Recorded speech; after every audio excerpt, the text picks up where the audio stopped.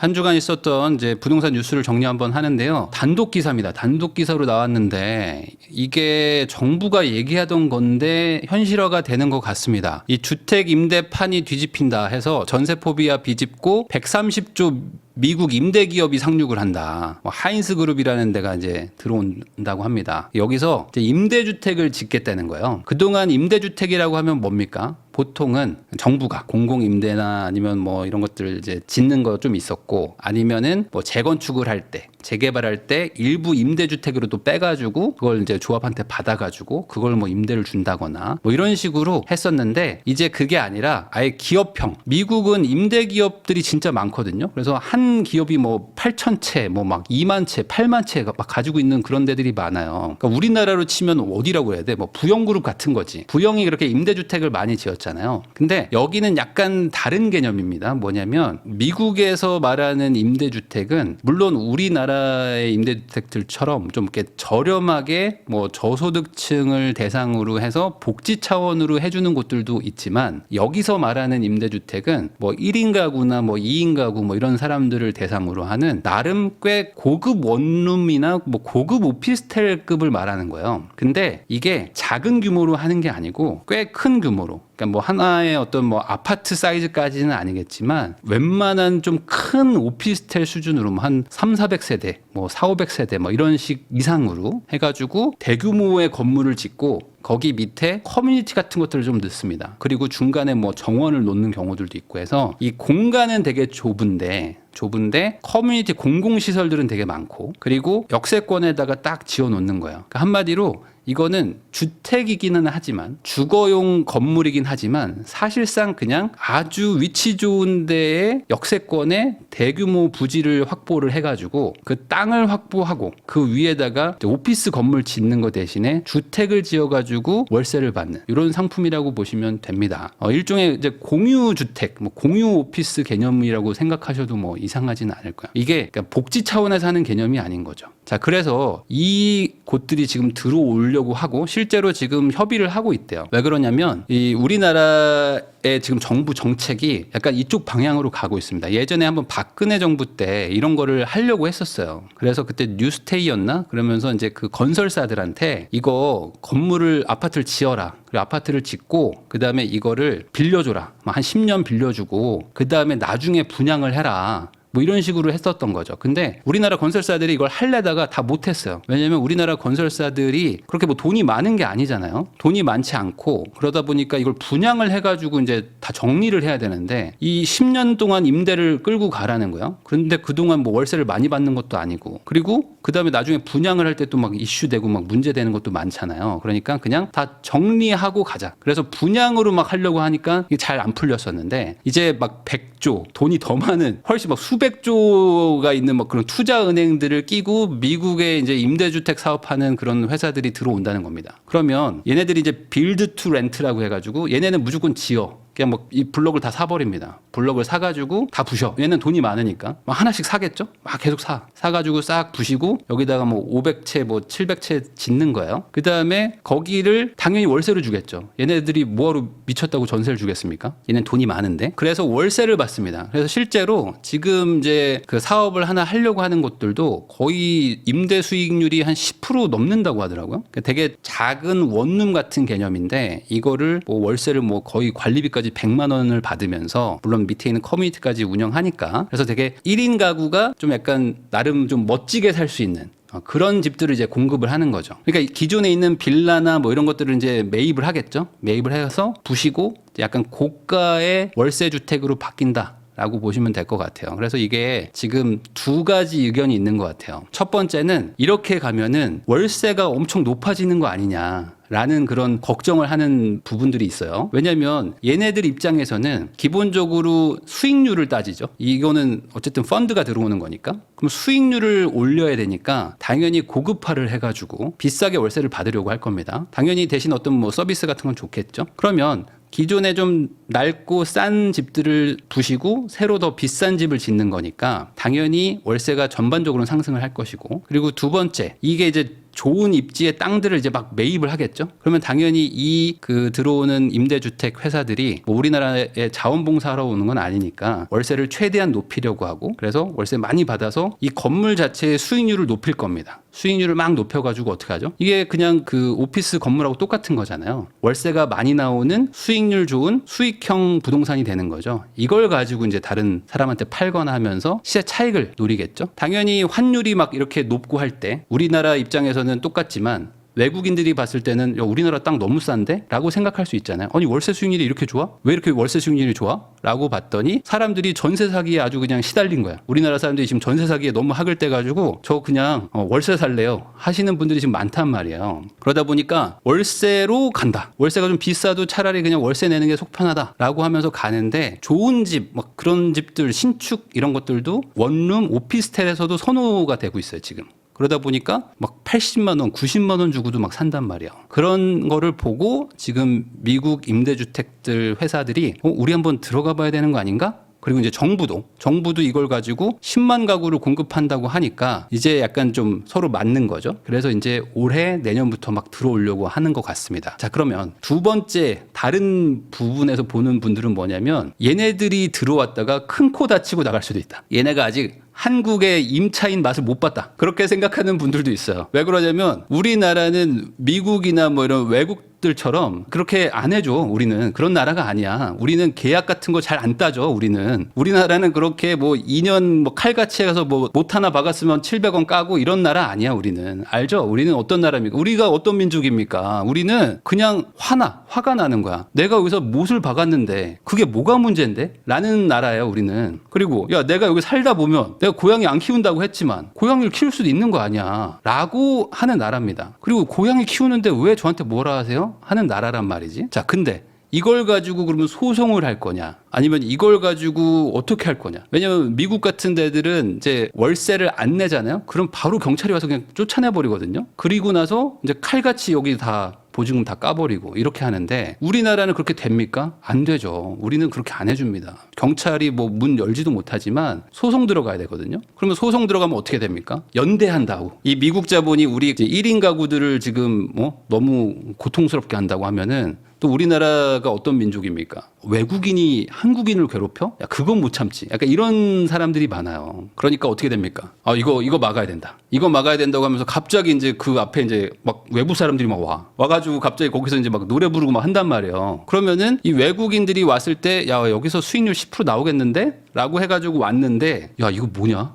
이거 뭐지? 라고 하면서 갑자기 학을 띄고 나갈 수도 있습니다. 이거는 알 수 없어요. 이건 알 수 없고, 이거는 외국 자본이라고 해서 무조건 우리나라 와가지고 성공한다는 보장은 없습니다. 자, 이걸 왜 제가 이렇게 생각하냐면, 이런 사업을 우리나라 사람들이 생각을 안 하진 않았습니다. 왜냐하면 우리나라도 당연히 자산운용사도 있고 건설사들도 있고 이걸 하면 돼요. 돈이 없진 않아요. 돈이 없진 않은데 왜 안 했을까를 한번 생각해 봐야 돼요. 아니, 이거 하면 되잖아. 하면 되는데 이걸 왜 안 했을까요? 여러분들 생각해 보면 쉽지 않거든요. 우리나라의 이 문화와 정서상 이게 과연 잘 돌아갈 것인가? 외국처럼 정말 칼같이 막 쫓아내고 뭐 거기서 뭐 문 잠가버리고 뭐 이런 게 될 것인가? 쉽지 않겠죠? 그럼 이제 어떻게 하냐? 우리나라 법을 따라야 되는데, 우리나라는 임차인이 월세를 안 내도 쉽게 못 쫓아냅니다. 아니, 월세를 안 낸다는 거는 계약을 이행을 안 한 거잖아요. 그럼 어떻게 됩니까? 약속을 안 지킨 사람은 그 사람이 피해를 입어야 되는 게 맞잖아요. 근데 우리나라는 임차인이 약속을 안 지켰더라도 임대인이 웬만하면 피해를 봐야 됩니다. 그런 나라예요. 생각보다 어려워요. 이 내보내는 것도 쉽지 않고, 그리고 이 사람한테 뭐 돈을 받아내는 것도 사실 쉽지가 않습니다. 뭐 받을 수는 있지만 정말 노력해서 하면 법적으로 많이 고생해서 겨우겨우 어떻게 받겠죠.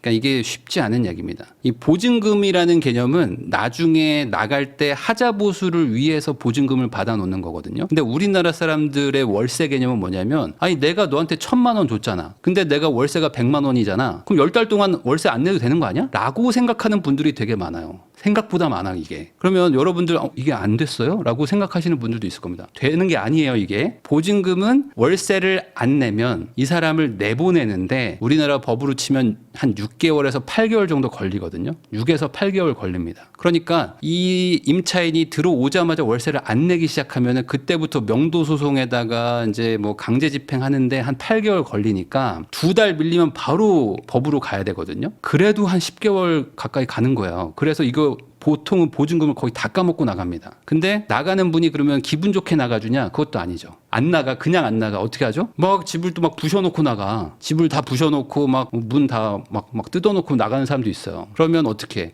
이 사람한테 받아내야 되잖아요. 그럼 소송해야 돼 또. 그럼 소송하면 이 사람이 또 재산이 또 별로 없어. 그럼 어떻게 됩니까? 야 이거 안 되겠다. 보증금 더 받아야 되겠다. 하면서 막 돈을 올립니다. 그러다 보면은 이제 사업성이 또 안 나오고 뭐 이런 일들이 있었던 거죠. 그러니까 아마 제가 봤을 때 기업들도 이걸 해보려고 했는데 야 이거 쉽지 않다. 거기다가 또 뭐가 있었죠? 우리나라는 다주택 규제 같은 게 또 있단 말이에요. 그리고 다주택에 대해서 되게 좀 미워하는 감정도 많고 그러면 이렇게 기업이 들어온다는 건 뭡니까? 기업이 뭐 한 400채, 700채를 들고 있는 거예요. 딱 들고 있습니다. 그리고 그 기업이 예를 들어 미국 자본이야. 외국 자본이 와가지고 우리한테 월세를 막 올려. 그러면은 이거에 대해서 정부는 뭐 어떻게든 이걸 권해가지고 지금 공급이 부족하기 때문에 외국 자본이라도 들여와가지고 기업형 임대를 해보고 싶겠지만 막상 이게 잘 돌아가기 시작하면은 월세가 높아질 거예요. 월세가 높아지기 시작하면 어떻게 됩니까? 국민 정서상 왜 이렇게 월세를 높이냐. 그리고 왜 니네 이렇게 월세 많이 받게 그냥 가만 놔두냐. 이런 얘기들도 나올 수도 있습니다. 그러면 또 이제 국회나 이런 데서 그건 좀 심했죠? 라고 하면서 얘네한테 또 규제를 할 수도 있겠죠. 그 예전에 우리 그 대형마트 있잖아요. 대형마트. 대형마트도 그 외국계들이 좀 들어왔었습니다. 근데 못 버티고 다 나갔어. 걔네들이 그렇게 장사를 못하는 애들이 아닐 거 아니에요. 이 대형마트로 그 나라에서 다 꽉 잡은 그 기업들이 들어왔는데 다 얼마 못 버티고 다 우리나라 기업한테 던지고 나갔습니다. 그런 것처럼 이게 과연 잘 될 것이냐라는 거는 좀 지켜봐야 될 것 같습니다. 어쨌든 지금 들어온답니다. 미국 임대 기업들이 이제 한 100조, 200조씩 들고 와가지고 이제 좋은 그 입지의 땅들을 사 모아가지고 이제 월세 오피스텔 이런 것들을 이제 짓기 시작할 것 같습니다.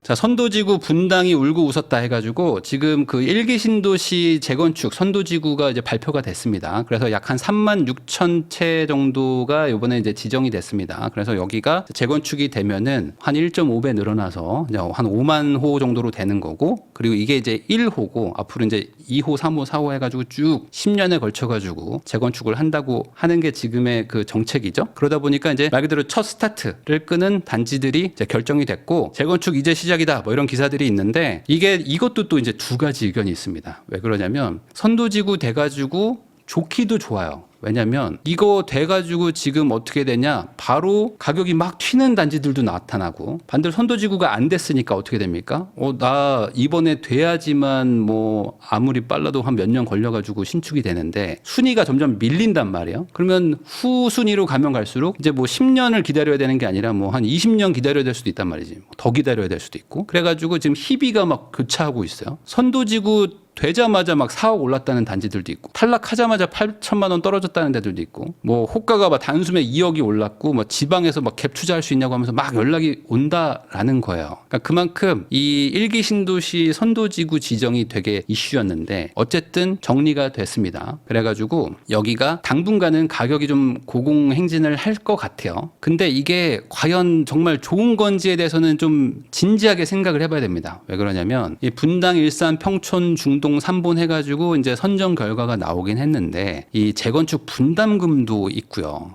그리고 이제 이주 대책이 사실은 제일 문제입니다. 지금 3만 5천 세대라고 했는데 3만 5천 세대가 어쨌든 이주를 해야 됩니다. 이주를 하고 그리고 여기를 이제 부셔야겠죠. 당연히 뭐 설계도 하고 뭐 할 게 많지만 어쨌든 이제 부신다고 칩시다. 그럼 다 부시고 나서 여기를 다시 또 지하도 파야 돼요. 요즘에 또 고급화를 해야 되기 때문에 주차장도 좀 더 많이 만들고 하는 게 있죠. 그러면은 공사 기간이 꽤 걸려요. 그러면 이 사람들이 어딘가에 가서 살아야 되는데 그 기간이 뭐 아무리 못해도 한 집을 부시고 나서도 한 3, 4년은 잡아야 된단 말이에요. 그러면 이 인원이 지금 얼마냐? 10만 명입니다. 10만 명이 지금 갑자기 나오는 거예요. 집이 없는 상태로. 그러면 이 10만 명이 어디 가서 살 거냐에 대한 그 계획이 있어야 되죠. 그게 바로 이주 대책입니다. 그러면 이 이주 대책이 지금 잘 세워져 있느냐? 이주 대책 있었죠. 뭐냐? 그 임대 아파트가 있었습니다. 이 1기 신도시마다 임대 아파트가 있어요. 영구 임대 아파트가 있는데 이 영구 임대 아파트도 오래됐어요. 그래가지고 이 영구 임대 아파트를 부시고 이걸 재건축을 하겠다. 용적률을 높여가지고 임대 아파트도 재건축을 하게 되면 어떻게 되죠? 여기도 빈집이 많아지는 거잖아요. 그러니까 이 빈집에다가 이 1차 선도지구 사람들을 이주시키고 그리고 이 1차를 부셔요. 그래서 빨리 선도지구 집을 짓습니다. 그리고 임대 아파트에 있던 사람들을 여기로 옮기는 거죠. 그러면은 15,000세대가 추가로 늘어났고 임대 아파트는 임대 아파트대로 다시 공실이 되죠. 그러니까 요거 합치면 거의 한 4, 5만 채가 또 남는 거예요. 그러니까 2차, 3차, 4차는 더 많이 부실 수 있겠죠. 그렇게 하다 보면은 속도가 쫙 붙을 것이다 라고 생각해서 이 이주단지 계획이 있었는데 이거 안 짓는답니다. 자, 그러면 이걸 왜 안 지을까? 뭐 여러 가지가 있겠죠. 기본적으로 임대주택이 늘어나는 거에 대해서 지역 주민들이 싫어하는 부분들도 있습니다. 왜냐하면 이걸 나중에 또 뭐 임대 아파트로 계속 쓸 수도 있고, 물론 이걸 일반 분양을 한다는 뭐 그런 계획들도 있지만 뭐 그건 알 수 없는 거니까. 그래서 임대 아파트가 늘어난다는 거에 대한 반발 심리도 분명히 있었고, 또 제가 봤을 때는 이거일 것 같아요. 뭐냐면 이주단지를 짓겠다고 하면은 지금 선도지구는 이주단지가 준공이 돼야지만 선도지구를 부시고 이사를 갈 수 있잖아요. 이 이주단지가 없을 때는 선도지구 사람들은 이사를 못 가잖아요. 그 말은 뭘까요? 이주단지가 다 지어지려면 아무리 못해도 5년은 걸릴 거 아닙니까? 지금부터 이제 설계를 해서 부시고 착공해서 준공할 때까지 뭐 아파트 짓는 것만 3년인데 그러면 한 5년은 걸리죠.